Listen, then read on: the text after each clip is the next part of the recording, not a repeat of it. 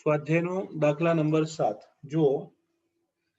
પ્રશ્ન છે, એક પ્રક્રમમાં પ્રણાલી દ્વારા 701 જૂલ ઉષ્મા શોષાય છે. બરાબર. એક પ્રક્રમમાં શોષાયેલી ઉષ્મા કેટલી આપી છે? 701 જૂલ. અને 394 જૂલ કાર્ય પ્રણાલી દ્વારા થયું છે. કેટલું? 394 જૂલ પ્રણાલી દ્વારા કાર્ય થયું છે. દ્વારા.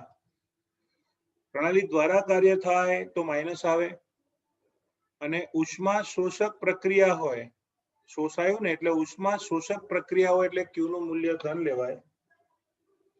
તો એનો ઉપયોગ કરીને જો આંતરિક ઉર્જાનો ફેરફાર શોધવો હોય તો એનું સૂત્ર છે delta U = Q + W. Q નું મૂલ્ય આવશે 701 પ્લસ કાર્યનું મૂલ્ય આવશે 394.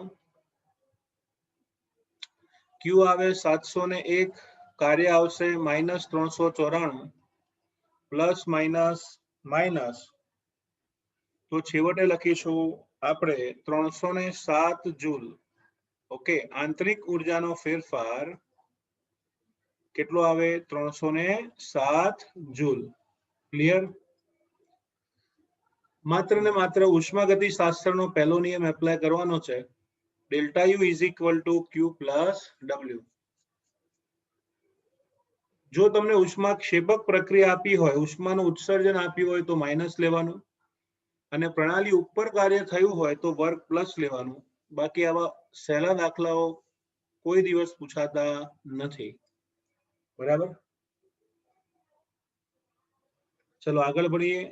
દાખલી નંબર 8, સ્વાધ્યાયનો 8મો દાખલો. શું કહે છે?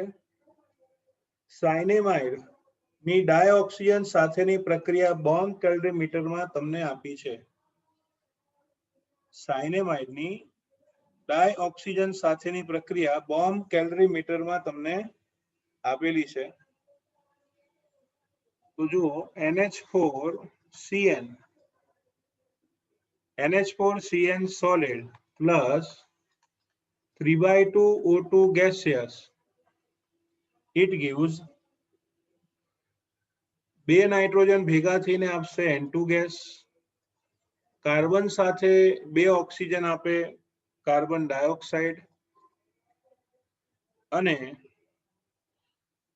અત્રે NH2CN લઈએ તો 2 હાઇડ્રોજન અને 1 ઓક્સિજન બનાવશે H2O લિક્વિડ. તો આવી એક રાસાયણિક પ્રક્રિયા તમને આપી છે. હવે તમને પ્રશ્ન એ પૂછ્યો છે કે ડેલ્ટા U નું મૂલ્ય, પ્રશ્ન છે જો આ પ્રક્રિયા માટે ડેલ્ટા U નું મૂલ્ય -742.7 હોય,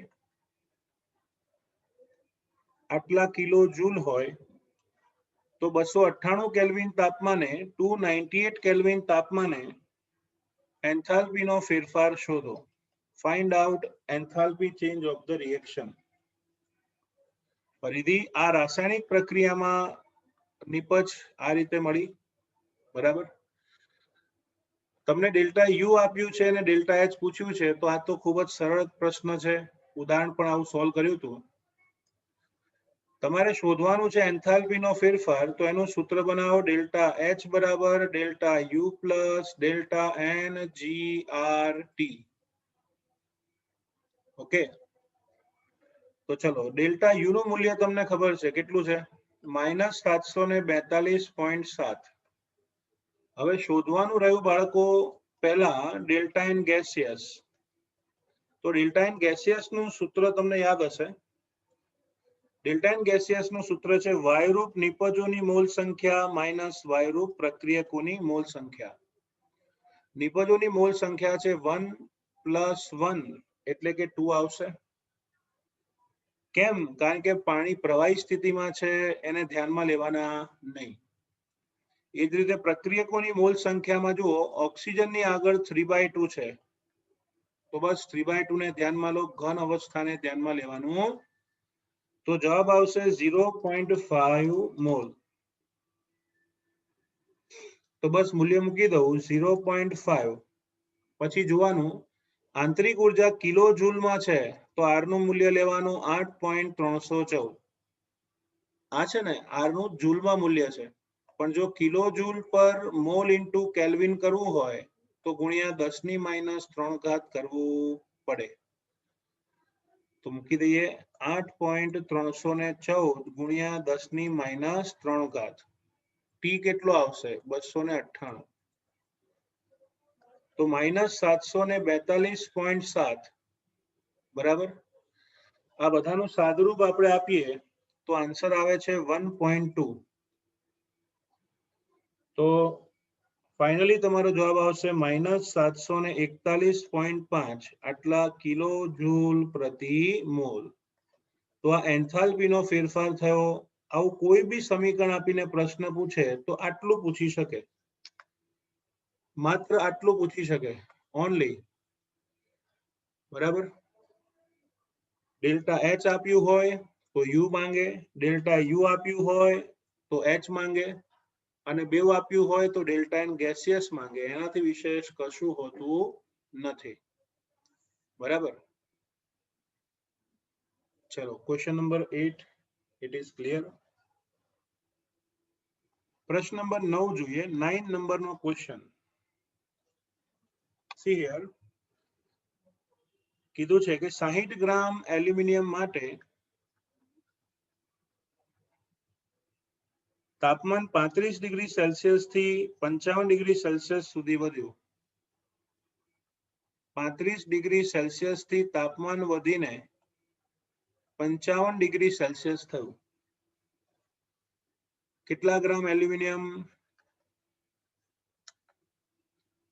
60 ગ્રામ. બરાબર ને?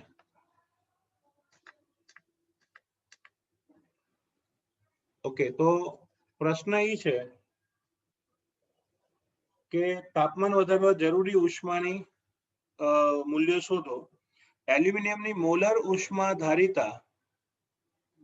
ઉષ્માધારિતા એલ્યુમિનિયમ માટે 24 joule kelvin inverse mall inverse છે. હવે અહીંયા છે ને ખાસ ધ્યાન રાખવાનું, ઉષ્માધારિતા તમને શેમાં આપી છે?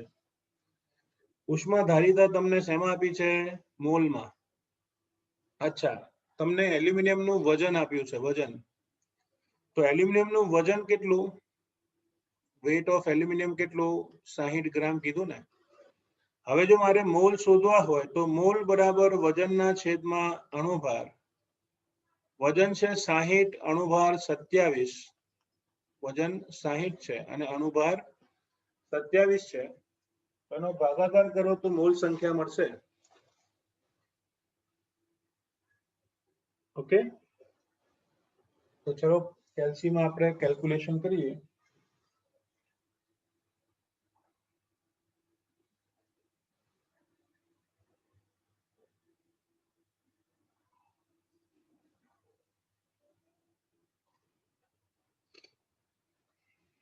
Just a minute. 60 ભાગ્યા 27 તો તમને મળે છે 2.2222 મોલ. તો આ તમને મોલ સંખ્યા મળી. ઓકે. ચલો હવે મોલ સંખ્યા તમને પ્રાપ્ત થઈ ગઈ ને? ક્લિયર. હવે તમારે શોધવાનું છે કેટલી ઉષ્મા આપવી પડશે. તો બેઝિકલી તમને સૂત્ર મેં શીખવાડ્યું છે. મોલર ઉષ્મા ક્ષમતા બરાબર શોષેલી ઉષ્મા, એને ક્યુપી કહેવાય. તાપમાનનો તફાવત ગુણ્યા મોલ સંખ્યા. તમે જાણો છો ડેલ્ટા એચ નું મૂલ્ય ક્યુપી જેટલું હોય. ડેલ્ટા એચ નું મૂલ્ય ક્યુપી જેટલું હોય તો આનું આ સૂત્ર થશે મોલર ઉષ્માધારિતા બરાબર ડેલ્ટા એચ છેદમાં ડેલ્ટા ટી ગુણ્યા એન. જો ડેલ્ટા એચ ને સૂત્રનો કરતા બનાવો તો મોલર ઉષ્માધારિતા ગુણ્યા તાપમાનનો તફાવત ગુણ્યા મોલ સંખ્યા. બરાબર. ચલો ઉષ્માધારિતા તમને કેટલી આપી હતી? 24. ઓકે. તાપમાન 55 માંથી 35 બાદ કરવાનું અને મોલ સંખ્યા 2.222. આ બધાનું સાદુરૂપ આપો તો જોઈએ જવાબ શું આવે છે.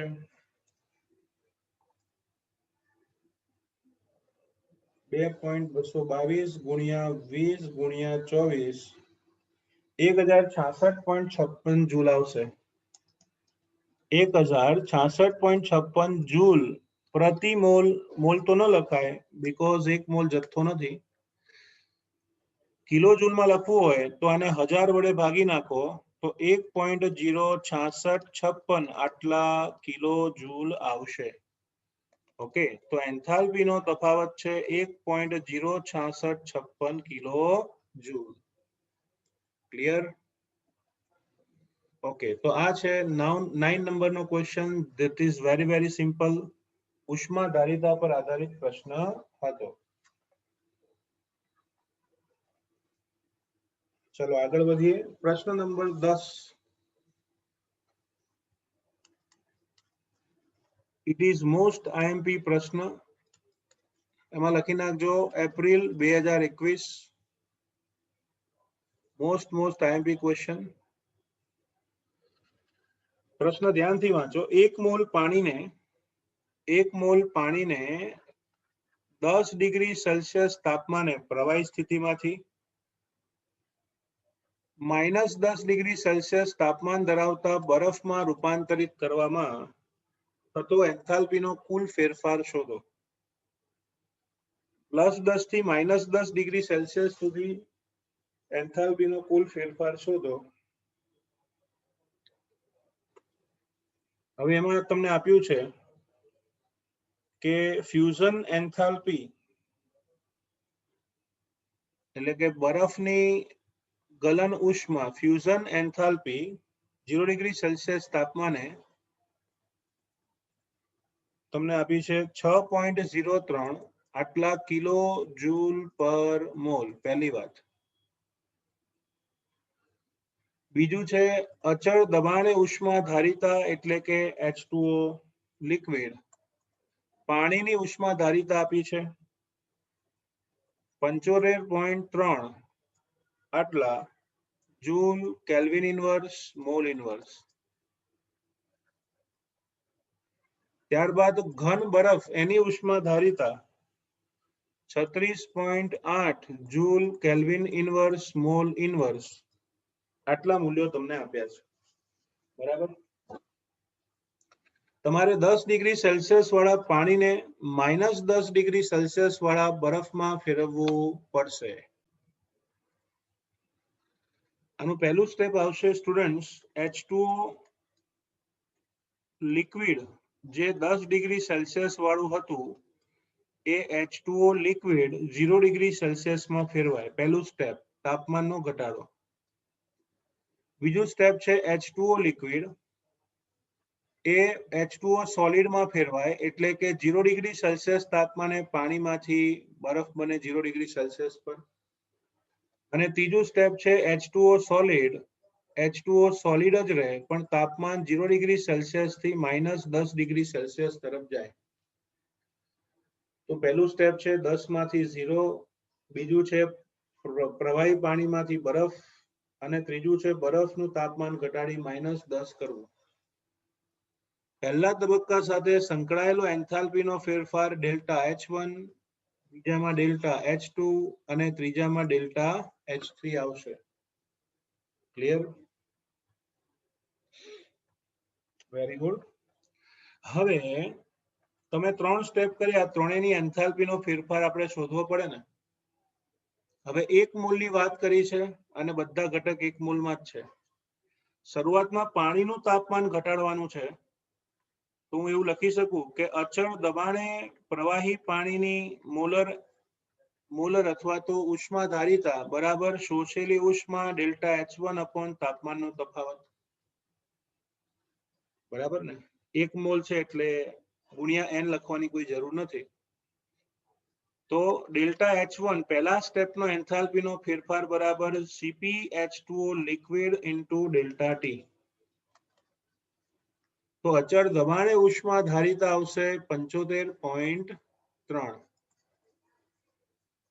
બરાબર. અચળ દબાણે ઉષ્મા ધારિતા આવશે 75.3.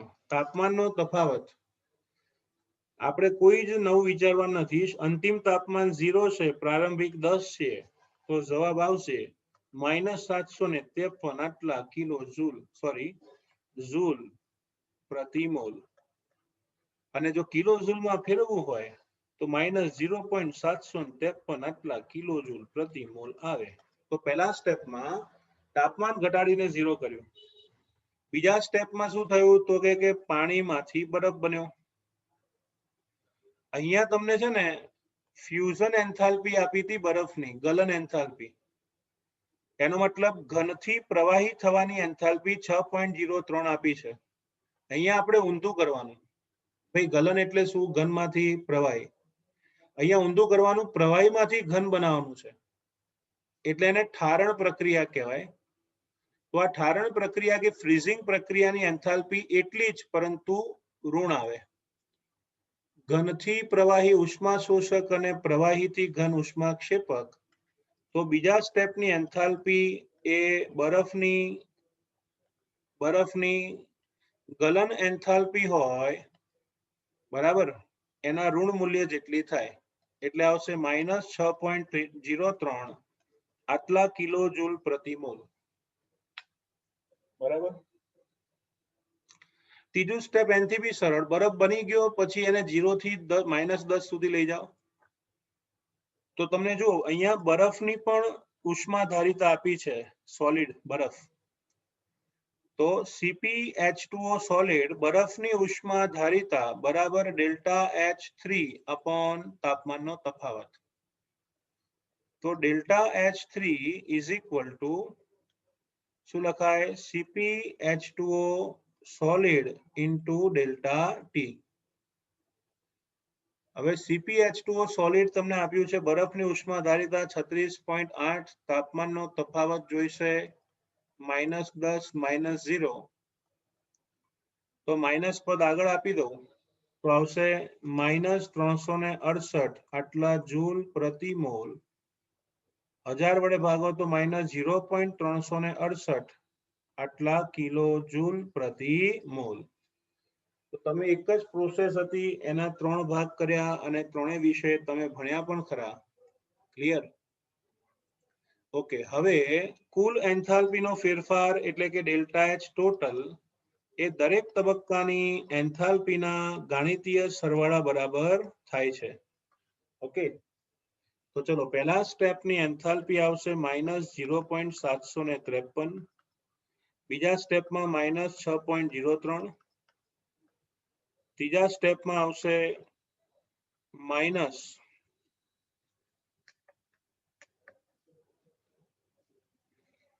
-0.368.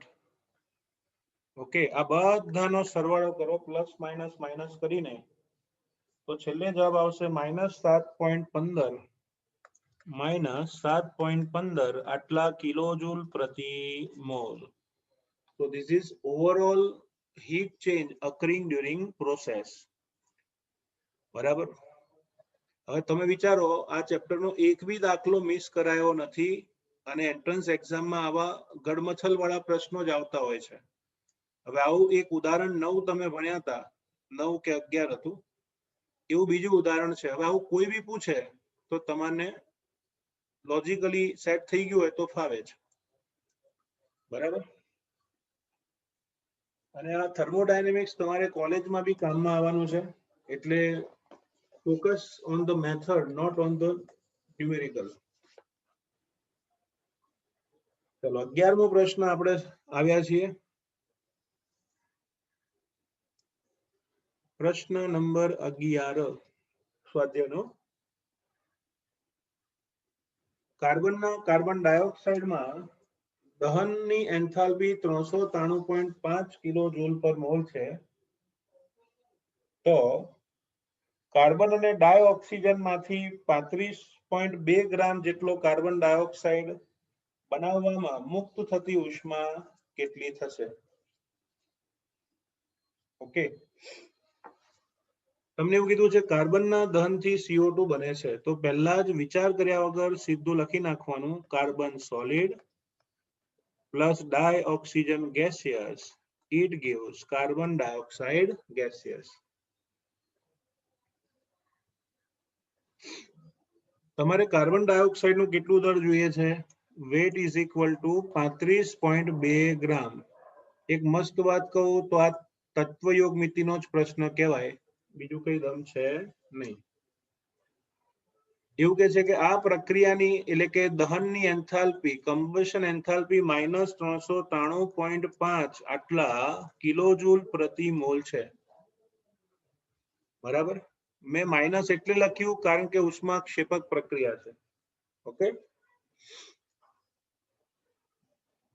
ચલો આગળ વધીએ. Carbon plus dioxygen it gives CO2 gaseous. આ રીતનું સમીકરણ તૈયાર કરવું. હવે તમને આટલા ગ્રામ CO2 કીધું છે. હવે હું કહું છું ને એટલું ખાલી વિચારજો. 1 મોલ કાર્બન ડાયોક્સાઇડ છે એનો અણુભાર 44 ગ્રામ થાય. બરાબર, તો સીધો જવાબ મળી જાય. એક બાજુ હું લખું છું વેટ ઓફ કાર્બન ડાયોક્સાઇડ, બીજી બાજુ લખું છું દહનની એન્થાલ્પી. જો 44 ગ્રામ જેટલો કાર્બન ડાયોક્સાઇડ ઉત્પન્ન કરવો હોય તો 393.5 જેટલી ઉષ્માનું ઉત્સર્જન કરવું પડે છે. તો પછી 35.2 ગ્રામ જેટલો કાર્બન ડાયોક્સાઇડ ઉત્પન્ન કરવો હોય તો કેટલું જોઈએ? માટે પ્રક્રિયાની એન્થાલ્પી બરાબર this into this upon this, એટલે કે 35.2 ગુણ્યા 393.5 ભાગ્યા 44. Let us see calculation.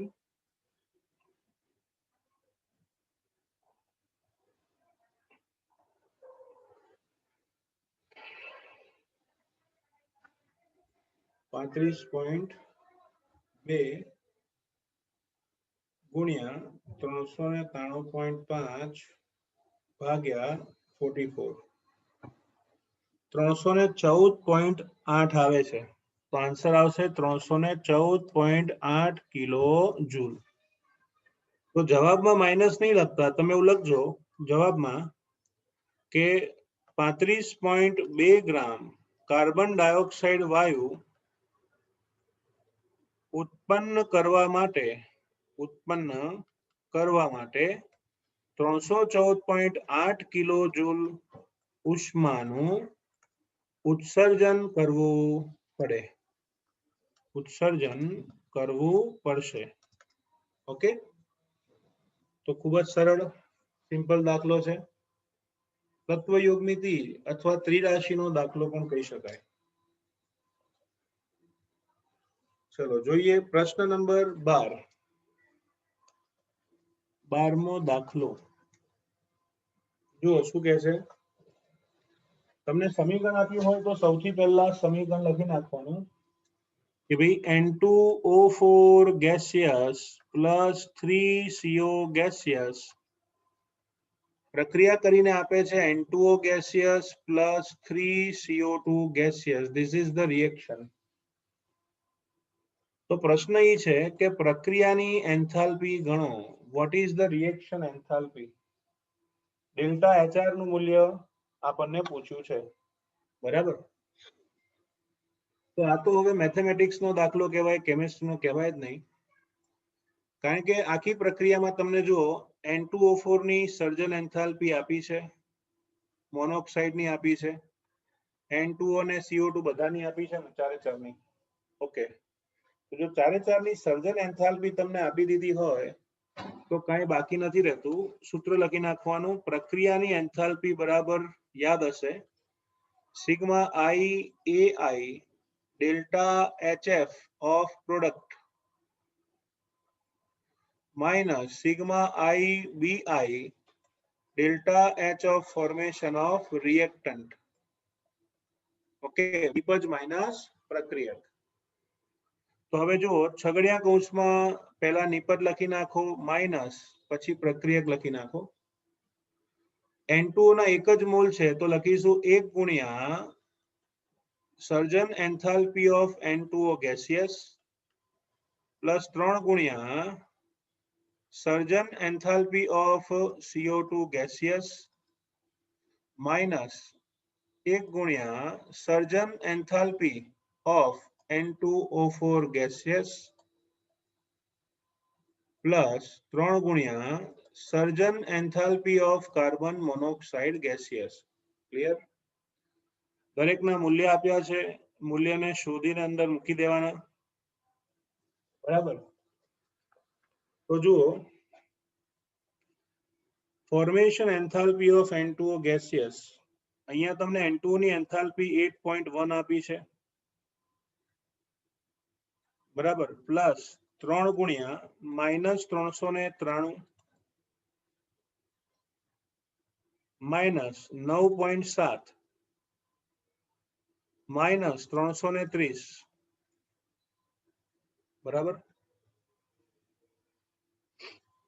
સાદુરૂપ આપીએ તો જવાબ આવે છે -1098 માઇનસ 320.3 માઇનસ માઇનસ પ્લસ થાય તો આવશે 777.7 આટલા કિલો જૂલ પ્રતિ મોલ.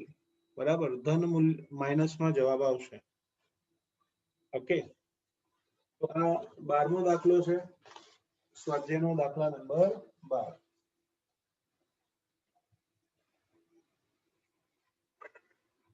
આગળ વધીએ, આજના છેલ્લા દાખલા તરફ આગળ વધીએ. સ્વાધ્યાયનો દાખલા નંબર 13. પ્રશ્ન છે N2 gaseous plus 3H2 gaseous ભેગા થઈને આપે છે એમોનિયા વાયુ. ઓકે,